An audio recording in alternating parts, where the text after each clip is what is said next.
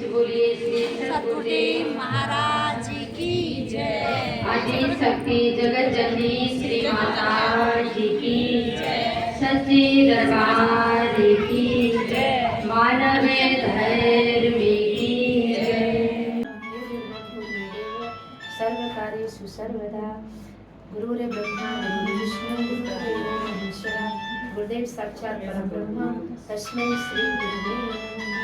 बोले श्री सतगुरुदेव भगवान की जय। आदि शक्ति जगत जननी श्री माता जी की, योगीराज परम प्रभु श्री हंस जी महाराज, विघ्न विनाशक गणेश भगवान की, सभी दिव्य महान पुरुषों की जय।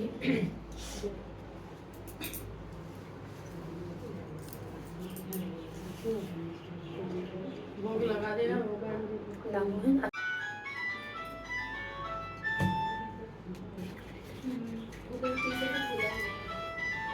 खूब खूब बधाई हो आपके मकान बनने की। खूब ऐश्वर्य लक्ष्मी रिद्धि सिद्धि सब घर में आए, खूब खुशी बनी रहे सदैव। दीदी शिल्पी को बुला लो, भी है घर पे। नानु तुम कब करो ना सत्संग भाई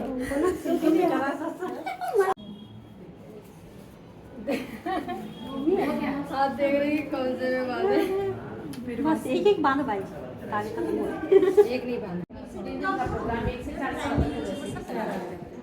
बस जा रही होगी नहीं पहले ना जब सत्संग की बात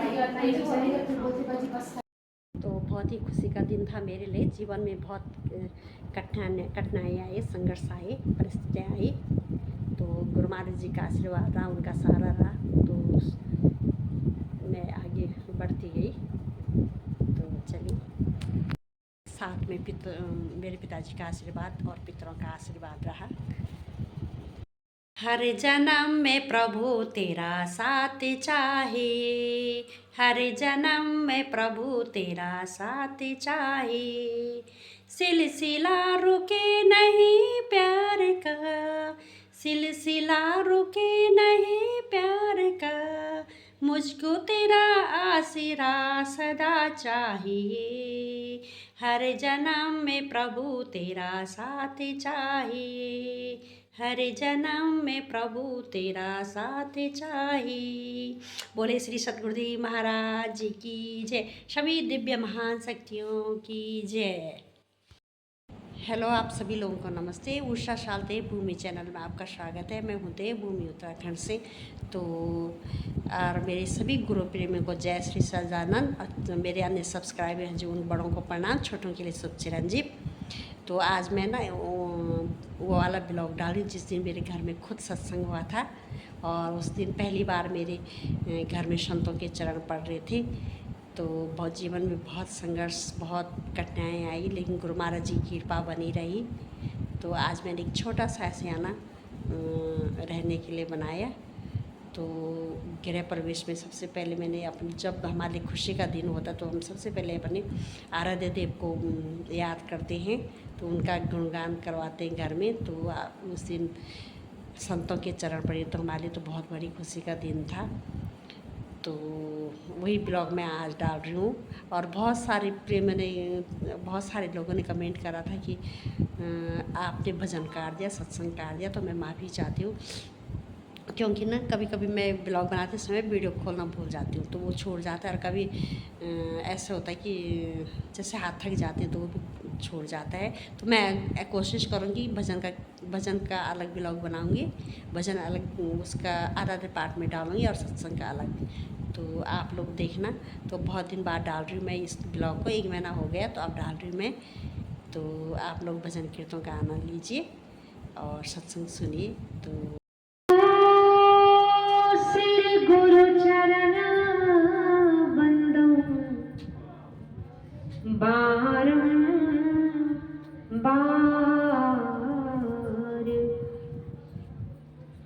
जिनके सुमिरन ध्यान से जीव होत भव पार, जिनके सुमिरन ध्यान से जीव होत भव पार।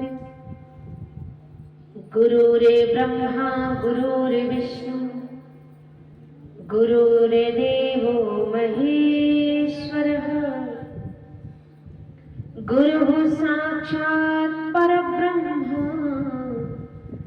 तस्मै श्री गुरवे नमः। तुम लग मेरो आसरा प्रभु तुम लग मेरी डोर।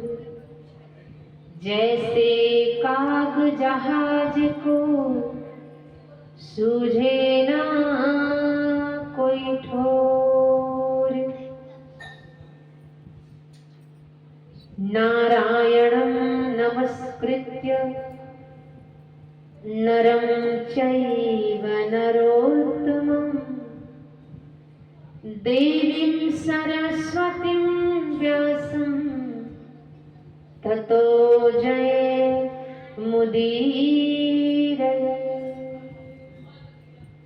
लोकाभिरामं रणरङ्गधीरं राजीवनेत्रं रघुवंशनाथं कारुण्यरूपं करुणाकरन्तं श्रीरामचन्द्रं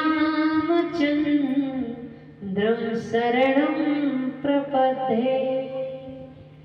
सद्गुरु महाराज बाणिया ते विणज कर्या व्योपार।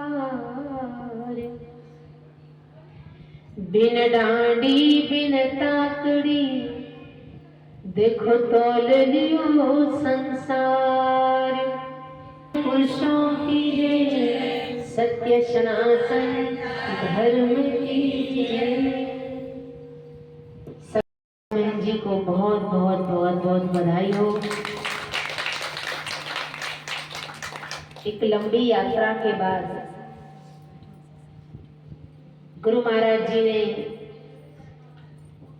उन्हें भी एक सुंदर सा आशियाना दिया है और इतना सुंदर एक गुरु महाराज जी की कृपा से जो आशियाना तैयार हुआ है तो उनको बहुत बहुत बहुत बहुत बधाई हो। और आइए सबसे पहले छोटी सी बधाई है। खा पी के सब बैठे हैं, जो छोले भटूरे जो खाए हैं, अपने दाल है चावल है पूड़ी है, तो थोड़ा लगना चाहिए कि खाए पिए बैठे हैं। इधर से लग रहा है कि इतने जन्मों से भूखे बैठे हैं या ताकत नहीं है ताली बजाने की। तो आइए थोड़ा आनंद में भी सम्मिलित हो जाइए। तो एक छोटी सी बधाई है, बड़े प्रेम के साथ खाइएगा। जिनको खुशी बैठे हैं तो उनका क्या कर सकते हैं भाई। तो आइए एक छोटी सी बधाई है, बड़े प्रेम से गाइएगा। बोलिए श्री सद्गुरुदेव भगवान की सच्चे दरबार की सभी दिव्य महान पुरुषों आराम से बैठे रहना। ऐसा लगता पूरे हॉल एकदम सुख से भरा है। आनंद आपके चेहरे में झलकना चाहिए। अरे सतगुरु जी भक्ता दे कर आई सेहरा हो गईया। सतगुरु जी भक्ता दे कर आई मेरा हो गया। मेरे माता जी भक्ता दे कर आई मेहरा हो गईया। माता जी भक्ता दे कर आई मेहरा हो गईया। अरे जय जय मेहरा हो गईया। जय जय मेहरा हो गईया। अरे जय जय मेहरा हो गईया। जय जय मेहरा हो गईया। मेरे मालिक जी भक्ता दे कर आए मेहरा हो गईया। मालिक जी भक्ता दे कर आए मेरी मैया देन बधाइया मेहरा हो गईया। मेरी मैया देन बधाइया मेहरा हो गईया। अरे सतगुरु जी भक्ता दे कर आए मेहरा हो गईया। सतगुरु जी भक्ता दे कर आए मेहरा हो गईया। अरे जय जय मेहरा हो गईया। जय जय माता जी भक्ता दे कर आए मेहरा हो गईया। माता जी भक्ता दे कर आए मेहरा हो गईया। अरे अवधपुरी से राम जी आए, अवधपुरी से राम जी आए, अरे अवधपुरी से राम जी आए, अवधपुरी से राम जी आए, अरे सीता मानो नाल ले आए, सीता मानो नाल ले आए, सीता मैया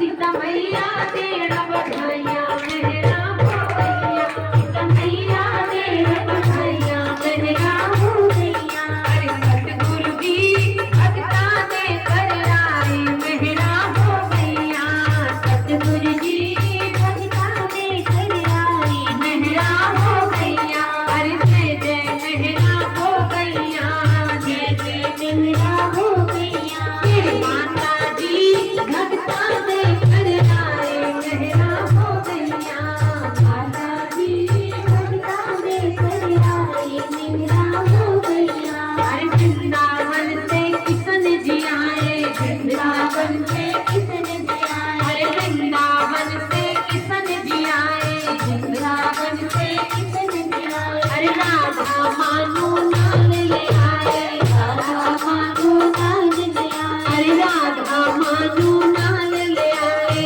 राधा मानो नाल ले आए, राधा मैया राधा मैया तेरा बधाइया मेरा हो भैया, राधा मैया तेरा बधाइया मेरा हो भैया, अरे सतगुरु जी भक्ता दे कर आए मेरा हो भैया, सतगुरु जी भक्ता दे कर आए मेरा हो भैया, मेरे माता जी भक्ता दे कर आए मेरा हो भैया, माता जी भक्ता दे कर आए मेरा हो भैया, अरे जय जय मेरा हो भैया, जय जय मेरा हो भैया, अरे जय जय मेरा हो भैया, जय जय मेरा ले आए, पार्वती जी साथ ले आए, अरे पार्वती जी साथ ले आए, पार्वती जी साथ ले आए,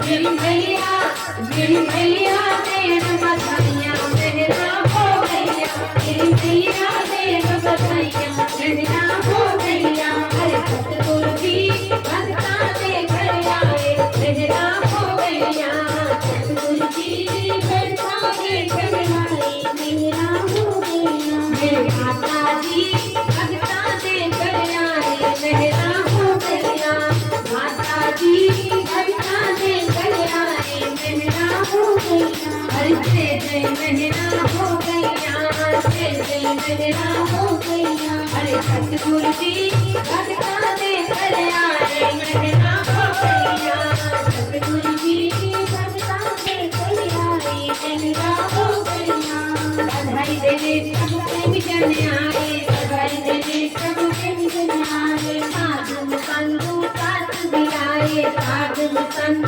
साथ भी आए, साथ में सारी संगत लाए, साथ में सारी संगत लाए,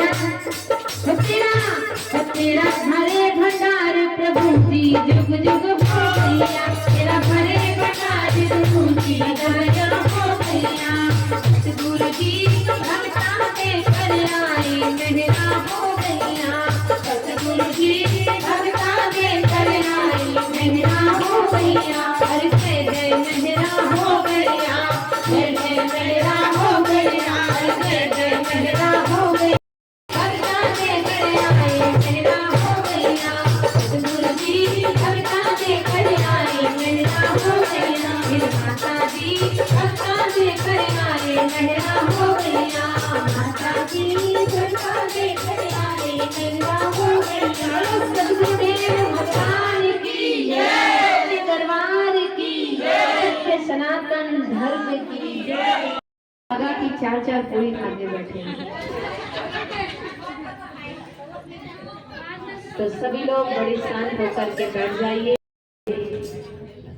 उषा बहन जी को उनके नए घर की बहुत बहुत बहुत बहुत शुभकामनाएं। पर जब आते हैं तो आपने देखा होगा कि जैसे बारिश होती है ना, तो जब बाढ़ आती तो सारा कचरा समेट करके और सब बाढ़ में सब बह जाता है, और एक समय ऐसा आता कि पूरा पानी एकदम निर्मल हो जाता है। तो उनके जीवन में भी संघर्ष आए, कठिनाइयां आई, पर आज देखो गुरु महाराज जी ने आनंद से, सुख से उनके भंडार भरे और यहाँ बैठ करके सब जो है मुस्कुरा रहे हैं। देखिए, जीवन की जो यात्रा है, इसमें अच्छे दिन भी आते हैं, बुरे दिन भी आते हैं।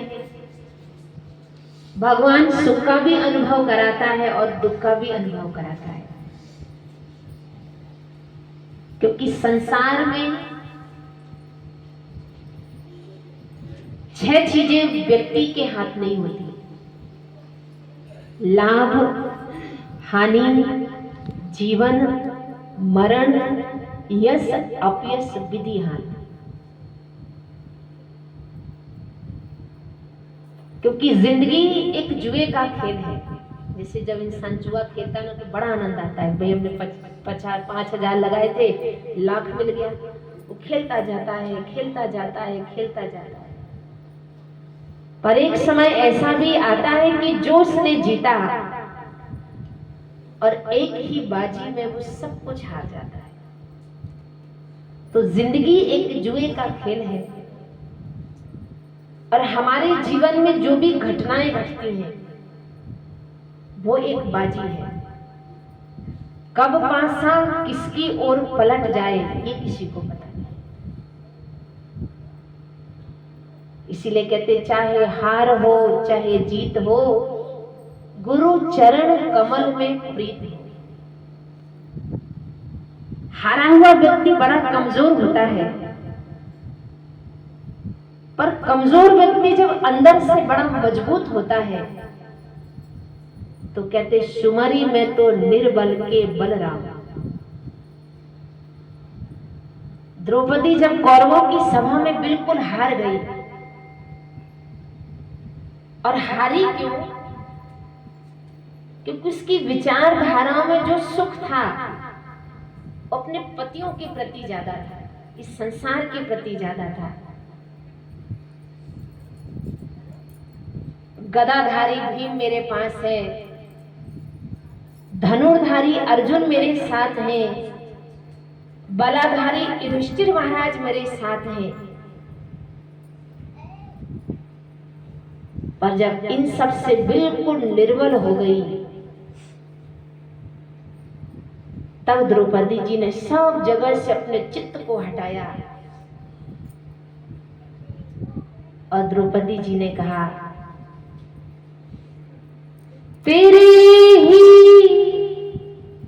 नाम के धन से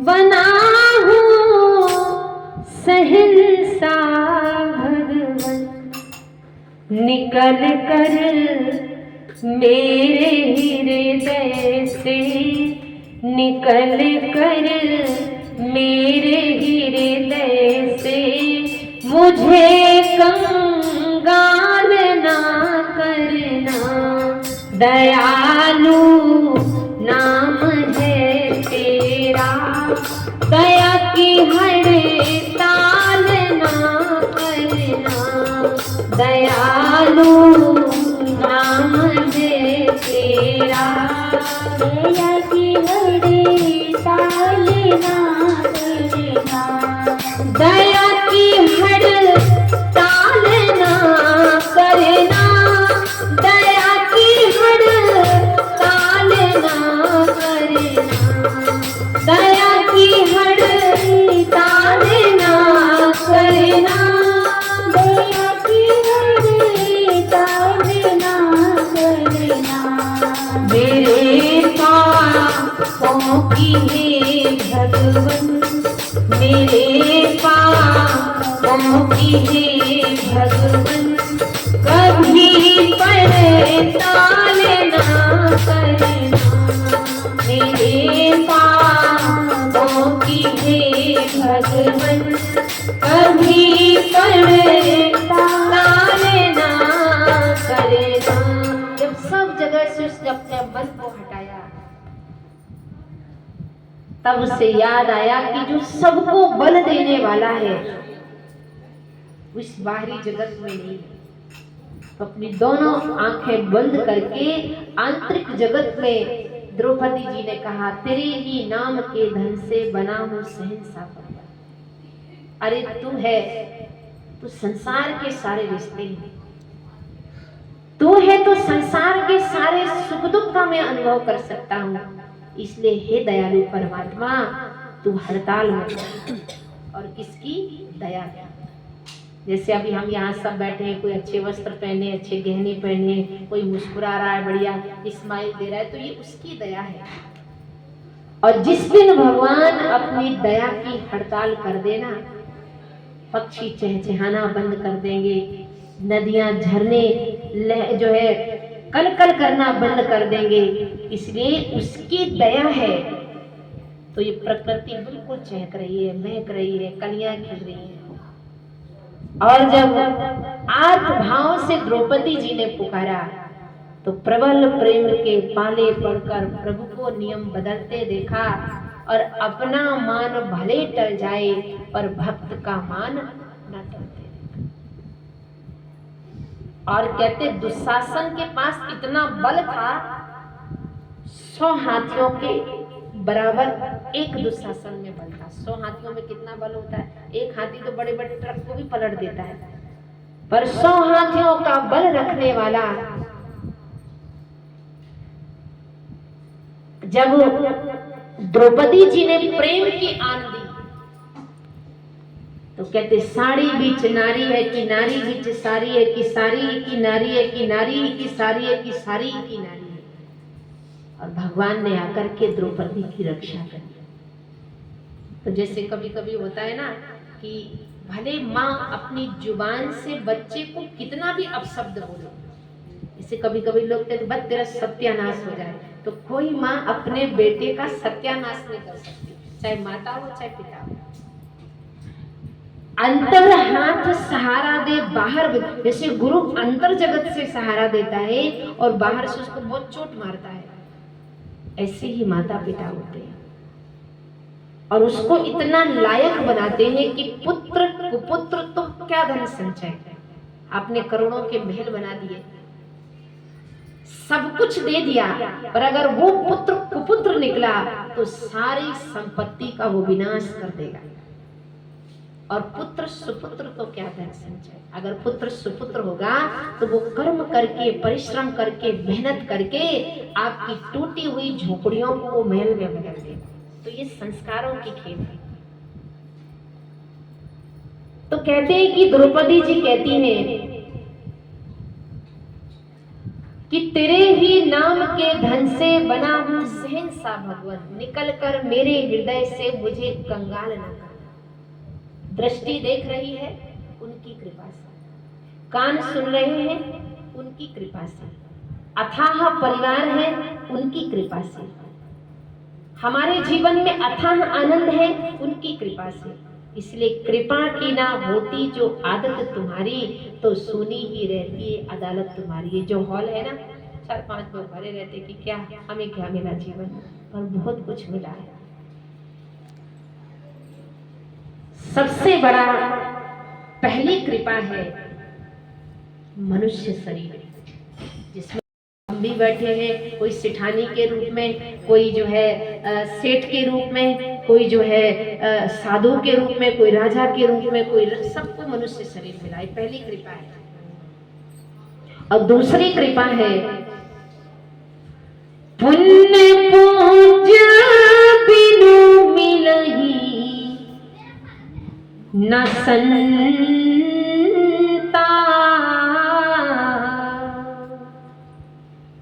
सतसंग गति संस्कृति कर अंता,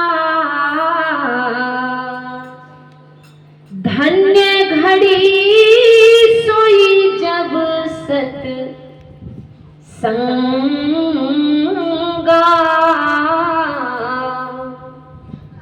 जन धन्य जन्म तुझ भक्ति अभंगा। दूसरी कृपा है संत का संग मिल जाना, तो आप लोगों को मिल रहा है। और किसकी कृपा से? सदगुरु महाराज की कृपा से। और तीसरी कृपा है जिज्ञासा का बीज मन के अंदर अंकुरित होना। से कभी कभी बैठे बैठे मन सोचता है कि अच्छा ये सच है, ये झूठ है, संसार नाशवान है, आंतरिक जगत में आनंद है, तो ये जिज्ञासा का बीज है। तो तीसरी कृपा है जिज्ञासा। और चौथी जो महान कृपा है वो है आत्मा का ज्ञान। तो यहाँ ज्ञानी भी बैठे हैं। और देहरादून वालों और कलयुग के लिए तो सबसे बड़ी महान कृपा है कि जन्म जन्म मुनि जतन कराही। मुनि ऋषि मुनि तपस्या करते थे, सीरियलों में देखते थे ना कि दीमक लग जाती थी, बामी से शरीर भर जाता था, हड्डियां पिंजर हो जाती थी, तब जाकर के थोड़े समय के लिए भगवान का दर्शन होता था। और ज्ञान लेने से पहले हम लोग भी यही सोचते थे कि जब ज्ञान मिल जाएगा तो बढ़िया शंख चक्र गदा लेकर भगवान प्रकट हो जाएंगे। तो चौथी जो पांचवी जो महान कृपा है वो सगुण साकार में सदगुरु महाराज के दर्शनों का सौभाग्य प्राप्त होना। तो आप देहरादून वालों को तो हो ही रहा है। बजा देते तो अच्छा ही है, बजानी दुआ तो आप सोचते रहते, जहाँ नहीं बजानी दुआ तो खूब आप लोगों को आनंद से गुरु महाराज जी ने परिपूर्ण कर दिया। अब देखिए, एक साड़ी अगर आप 4-5 दिन पहन लोगे ना तो आपको लगेगा अरे दुनिया क्या कहेगी, क्या मेरे पास एक ही साड़ी है। तो आज ये पहननी है, कल ये पहननी है, परसों ये पहननी है।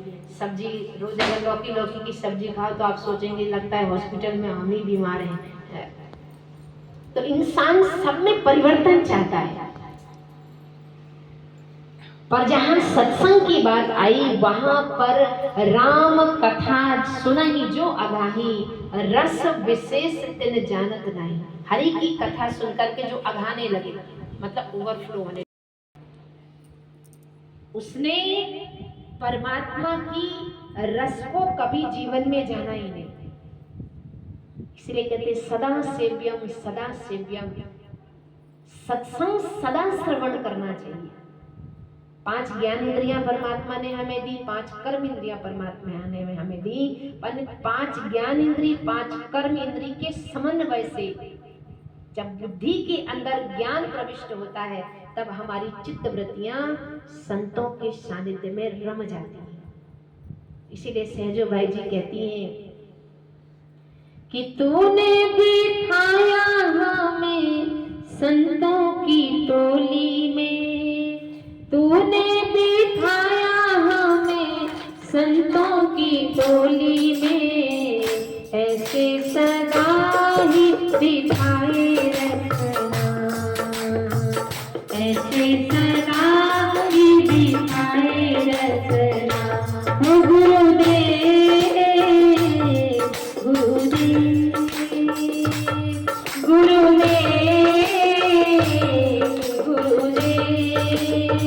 सेवा करूं मैं तन मन से तेरी, सेवा करूं मैं तन मन से तेरी, हरि सेवा करूं मैं तन मन से तेरी, सेवा करूं मैं तन मन से तेरी।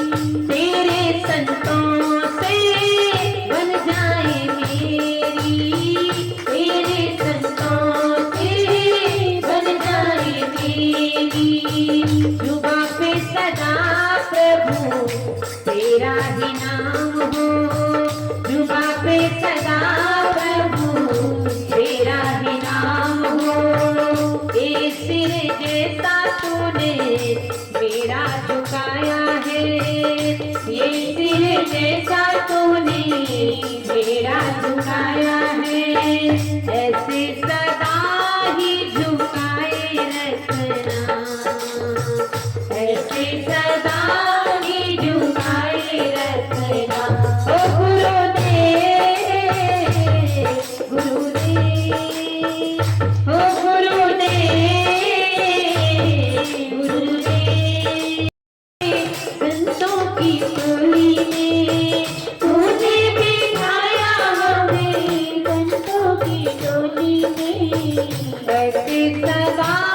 ही दिखाए रखना, ऐसे प्रदान ही दिखाए रखना। ओ गुरुदेव गुरुदेव गुरुदेव गुरुदेव, सेवा हो सुमिरन हो या कोई सत्संग, सेवा हो सुमिरन हो या कोई सत्संग। ऐ मेरे मालिक रहे तू मेरे अंग संग, ऐ मेरे मालिक रहे तू मेरे अंग संग। जुबा पे सदा प्रभु तेरा ही नाम हो, जुबा पे सदा प्रभु तेरा ही नाम हो। ये मन जैसा तूने चरणों में लगाया है, ये मन जैसा तूने चरणों में लगाया है, ऐसे सदा ही लगाए रखना, ऐसे सदा ही लगाए रखना। ओ गुरुदेव गुरुदेव, ओ गुरुदेव गुरुदेव। की टोली में अब साधु संतों से लोग वैसे डरते हैं कि पता नहीं कौन सा बम फोड़ देंगे, पर कहते हैं ऐसे सदा ही बिठाए रखना। भगवान कहते हैं कि जब मैं बड़ा प्रसन्न होता हूं ना, तो उस दिन अगर किसी जीव को संत का संग मिल जाए तो समझ लेना मेरे करीबी के आने के उसके सारे पट खुल गए। जो भक्त और भगवान की जो भी, जैसे अभी आपके केदारनाथ बद्रीनाथ जी के पट खुल जाएंगे, तो जो 6 महीने आपने पेशेंस रखा, धैर्य रखा, तो 6 महीने के बाद फिर आप भक्त और भगवान का मिलन हो जाएगा। तो ऐसे ही जब संत हमारे जीवन में सदगुरु महाराज की कृपा से मिलते हैं, तो कहते हैं हमारे जीवन में बसंत आ जाती है। ऋतुओं में सबसे सुंदर कौन सी ऋतु होती है? बसंत ऋतु। दूसरी बात मैं तो कहती हूँ कि कभी कभी आप लोग रामायण पढ़ा करिए। तुलसीदास जी ने जब साधु संतों की वंदना करी, तो साधु संतों को तुलसीदास जी ने कपास के फूल की उपमा दी। अब जैसे बहुत सारे लोग फल फ्रूट बेचते हैं ना, तो केले बेचने वाले कहेंगे भैया मलाई वाले केले। अब केले के अंदर मलाई थोड़ी ना घुसी पड़ी है, पर उसकी उपमा देते हैं। तो कहा कपास के फूल की उपमा दी। तो लोगों ने कहा अरे इतने सारे फूल हैं, चमेली के हैं, गुलाब के हैं, रात कितने सुंदर सुंदर फूल है प्रकृति जो हमें दे रही है। तो कुछ और उपमा देते साधु संतों के लिए। बताओ, जिस फूल में कोई रंग नहीं है, जिस फूल में कोई गंध नहीं है, जिस फूल में कोई रस नहीं है, ऐसे जो है कपास की उपमा दी संतों की। तब तुलसीदास जी मुस्कुराते हुए कहते हैं कि व्यक्ति के जीवन में तो माया का रंग चढ़ भी जाता है, पर संत का जीवन बिल्कुल सफेद होता है। किसी और फल में तो रस भी होता है, पर संतों के जीवन में किसी प्रकार का कोई रस नहीं होता, किसी की प्रकार की कोई गंध नहीं होती। और सबसे बड़ी बात ये होती है कि जब आपने कभी देखा रजाई गद्दे में जब रुई भरी जाती है, तो रुई भरने वाला ठूस ठूस के उसमें भरता है, और फिर छोटी मोटी लाठी नहीं, लंबी सी लाठी लेता है, फिर उसको खूब धुनता है। ऐसे प्यार से थोड़ी ना धुनता है, जितनी उसकी ताकत होती, पसीना निकल आता, खूब धुनता है, खूब धुनता है, खूब।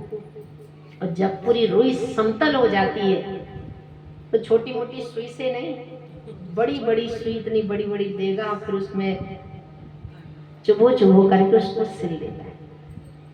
उस रुई की धुनाई होने के बाद में भी, पिटाई होने के बाद में भी, बड़ी बड़ी सुइयों के चुभने के बाद में भी वो आपके अंगों को ढकता है, आपको सर्दी और गर्मी से बचाता है। ऐसे ही संतों का स्वभाव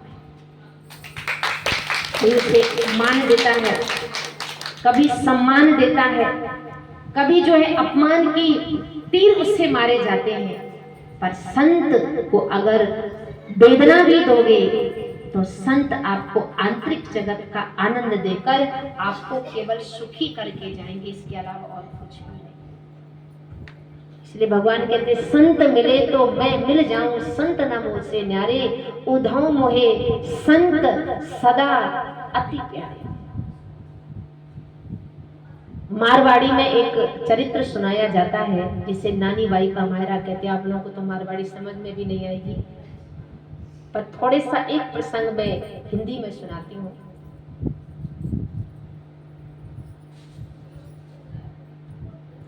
जूनागढ़ में एक गांव था, वहां पर नरसिंह जी का जन्म हुआ। और नरसिंह जी बचपन से ही कानों से सुन नहीं सकते, वाणी से बोल नहीं सकते, मतलब गूंगे भी थे और बहरे भी थे। पर कहते कि जो नरसिंह जी की दादी साथी, उनको संतों से बहुत प्रेम था। तो नरसिंह जी का एक बड़ा भाई था जिसका नाम था दामोदर प्रसाद। अच्छी नौकरी लग गई। अब नरसिंह जी तो बचपन में बड़े छोटे थे, और भाभी भी जब आई तो गांव में कहावत है कि नीम चढ़े करेला। नीम तो वैसे कड़वी होती है, और अगर उसमें करेले की और बेल चढ़ जाए तो और ज्यादा कड़वी हो जाती, इतनी तीखी कि पूछो मत। अब आए दिन वो ताना मारती रहती, ना बाणी से बोल पाता है, ना गूंगा है, सुन जो है ना बोल पाता है, ना सुन पाता है। कहाँ से मैं इसको खिलाऊं, क्या करूं।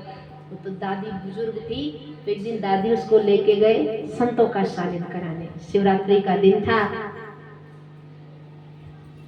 तो कहने लगे, दादी सा कहने लगे कि बस मरते मरते हमने सुना है कि महापापी को भी पावन बना देते हैं साधुजन। तो जैसे मंदिर की सीढ़ी पार करके दादी सा आ रही थी, तो देखे कोने के बगल में साधु संत में बैठे थे।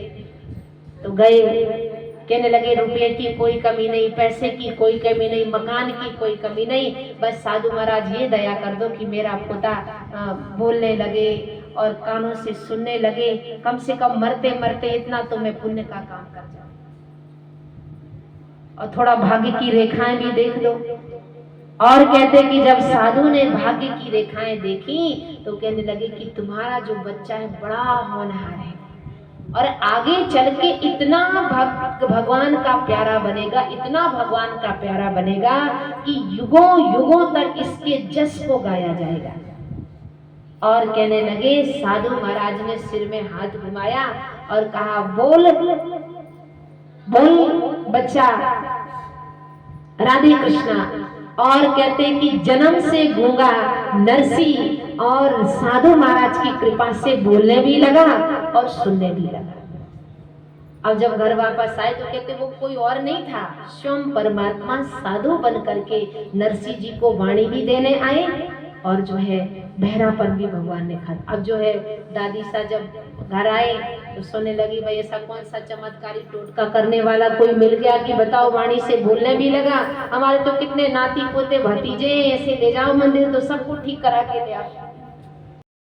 नरसिंह जी को इतना प्रेम हुआ जब घर से वैराग्य हुआ। कभी अगर गुरु महाराज जी की कृपा होगी तो इसको नानी बाई के मायरे को मैं हिंदी में सुनाऊंगी आप लोग को, कम से कम 4-5 दिन का होता है ये। तो कहते हैं कि जब नरसिंह जी को जब वैराग्य हो गया, और वैराग्य कैसे हुआ कि अपनी ही भाभी ने जब कहा कि जाओ जंगल से लकड़ी लेके आओ, तो बेचारे जंगल से लकड़ी लेके आए, जहाँ साधु संत मिले वहीं भजन सुमरन वहीं कीर्तन करना शुरू कर दिया। और आते आते खाना बन भी गया, खाना भी हो गया, तब जाकर के लकड़ी ला करके गट्ठा रखा।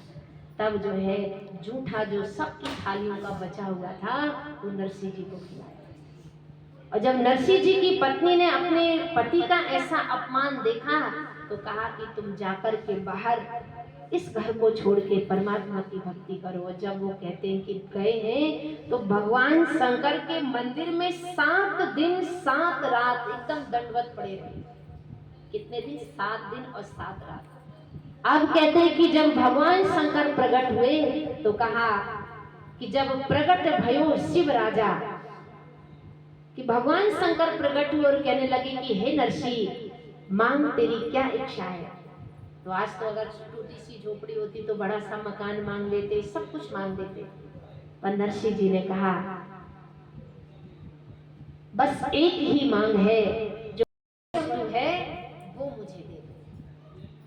आज आप बाजार से जो सबसे पिलपिले वाले केले होते हैं ना, वो आश्रम में लाके चढ़ा देते हो कि भाई जो कोई नहीं खाता वो भगवान खा लेते हैं, जो कहीं नहीं चलता नोट वो गुरु महाराज जी के दरबार में, प्रभु के दरबार में चढ़ जाता है। तो नरसी जी ने कहा कि जो सबसे प्रिय वस्तु है आपकी वो मुझे दे दो। तो भगवान शंकर ने कहा मेरा सबसे प्रिय है महाराज।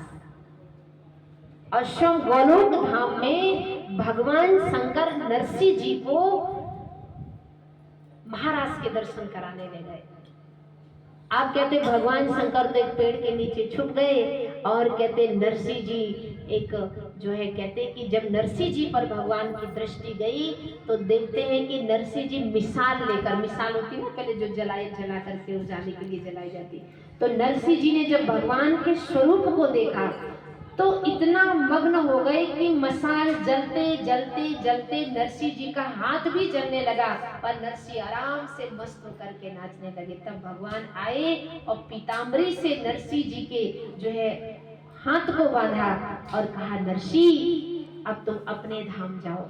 और नरसी जी को भगवान ने केदार राग दिया और कहा जब जब तुम इस केदार राग को गाओगे, तुम जहां भी होगे मैं तुम्हारी हर मनोकामना पूरी करूंगा। तो आज हमें ये बात इसलिए याद आ गई कि देखो नरसी जी का एक समय कैसा दिन था, और जब भगवान वापस आने लगे नरसी जी, तो भगवान ने अपने जैसी द्वारिका एक जूनागढ़ के रूप में एक द्वारिका के बीच में बसा दी, और इतनी संपत्ति नरसी जी को दी कि 100 पीढ़ी बैठे बैठे आराम से खा सकती थी, इतना धन दिया। अब होता ना जब पॉकेट में पैसा हो जाता है तो दूर के रिश्तेदार भी अपनापन दिखाने लगते हैं, तो अपने ही आपको पराए लगेंगे। जब पैसा आपको मालो माल हो जाएगा तो बाहर दूर की रिश्तेदारी भी आपको अपनापन दिखाएगी, आपके बुआ के, काका जी के, ताऊ जी के, हम वो लगते हैं। पर इतना सब मिलने के बाद जब देने की बारी आई तो नरसी जी ने 56 करोड़ की संपत्ति तिनके की समान त्याग दी। किसके संग के लिए? संतों के संग के लिए।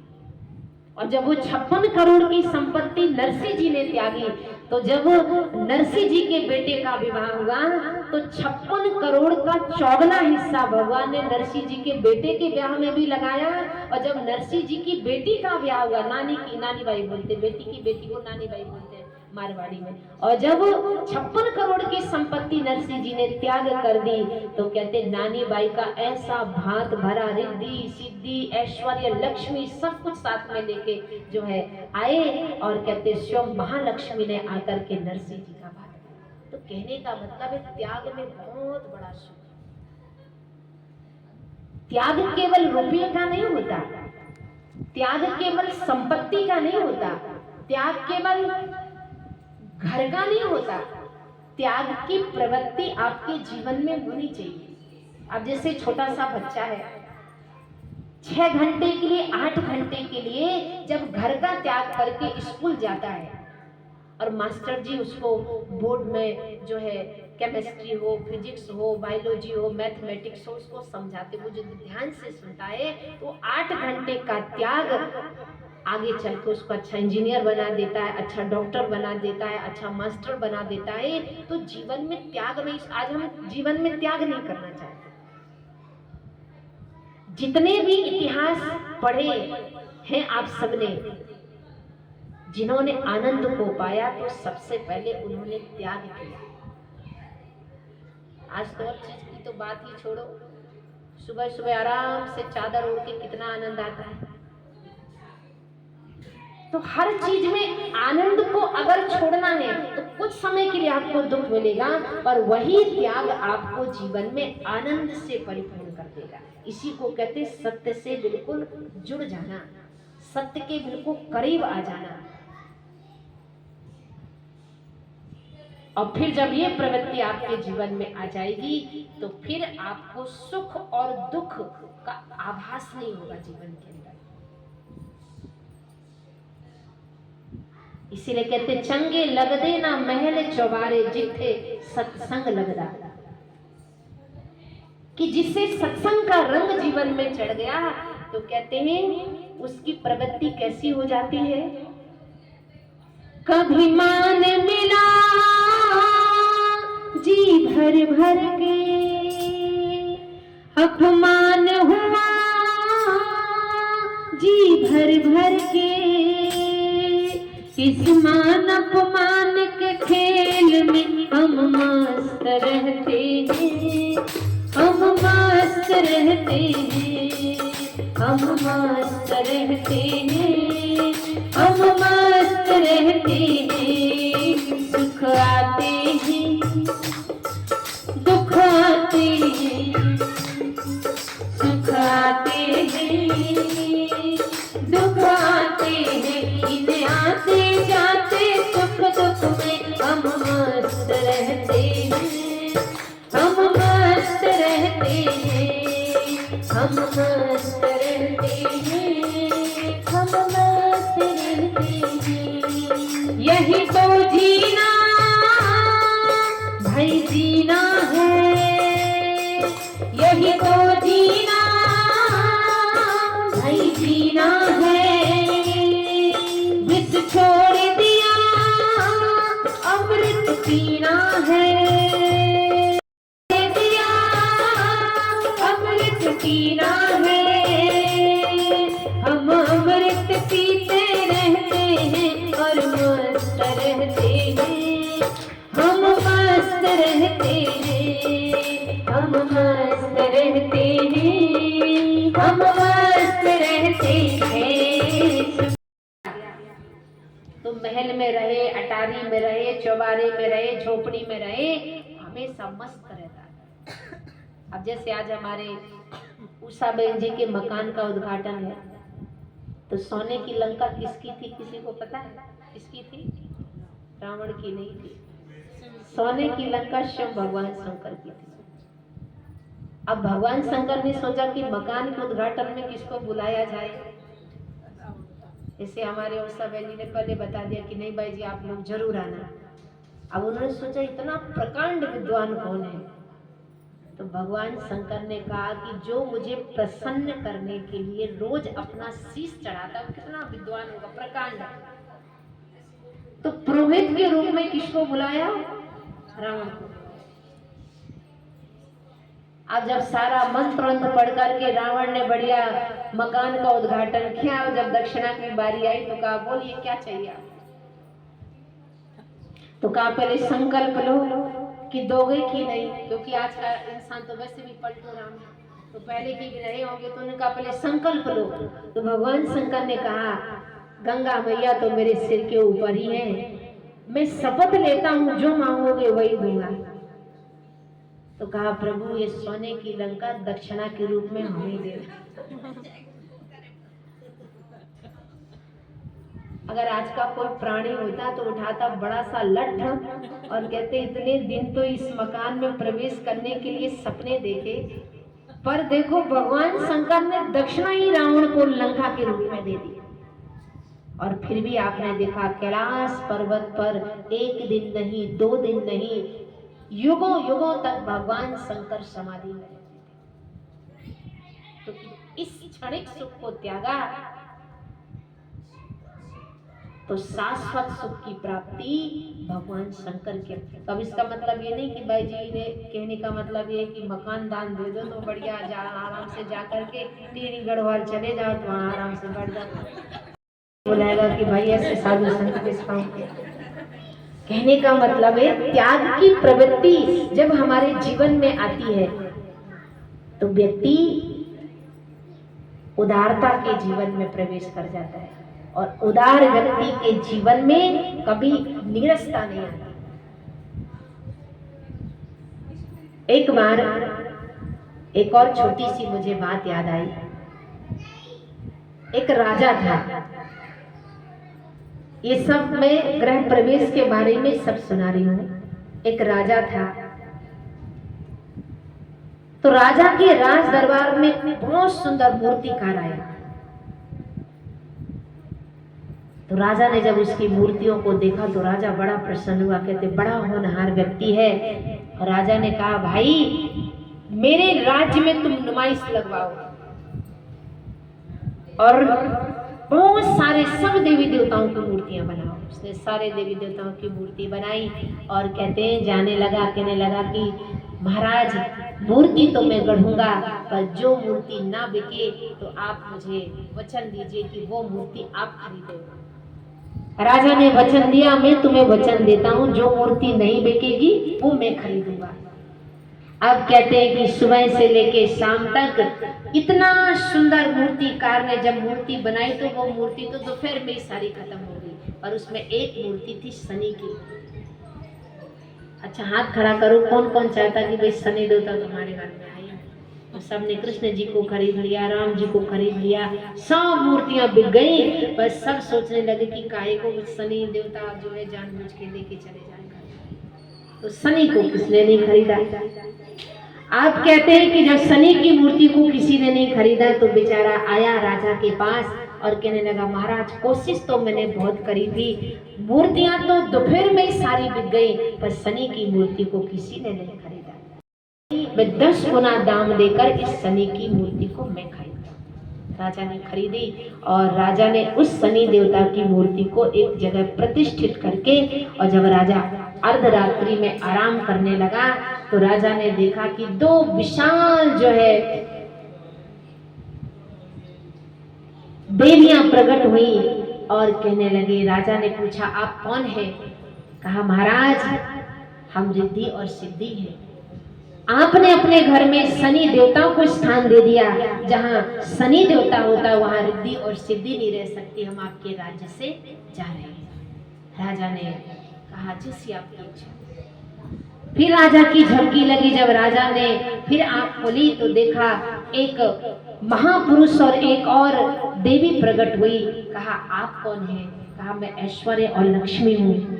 हे महाराज आपके राज दरबार से रिद्धि और सिद्धि चली गई। जहाँ रिद्धि और सिद्धि नहीं रहती वहाँ ऐश्वर्य और लक्ष्मी नहीं रहती।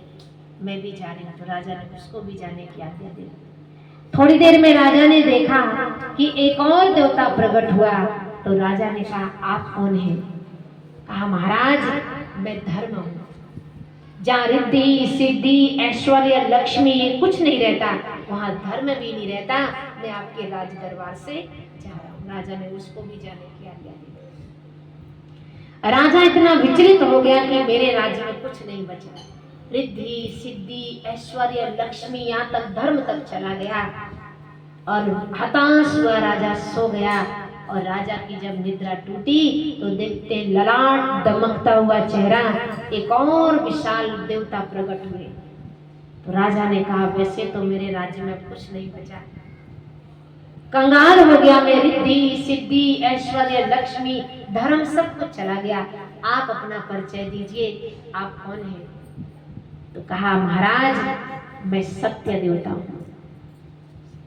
और जैसे सत्य देवता का नाम सुना और कहा आपके घर में धर्म भी चला गया ऐश्वर्य भी चला गया रिद्धि सब चली गई तो हम भी आपके राज्य में नहीं रह सकते। और जैसे सत्य का नाम सुना तो राजा दंडवत लेट करके उनके चरणों से लिपट गया। सब कुछ चले गए, मैंने किसी को मना नहीं किया, पर हे सत्य देवता मैं आपको अपने राज्य से नहीं जाने दूंगा।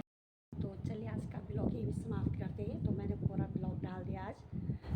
तो अगर आपको मेरा YouTube चैनल अच्छा लगा तो लाइक सब्सक्राइब शेयर कीजिए उषा शाल देवभूमि को और व्हाट्सएप ग्रुप में फैमिली के साथ दोस्तों के साथ। तो चलिए मिलते हैं अगले ब्लॉग में। तब तक के लिए जय भारत जय उत्तराखंड।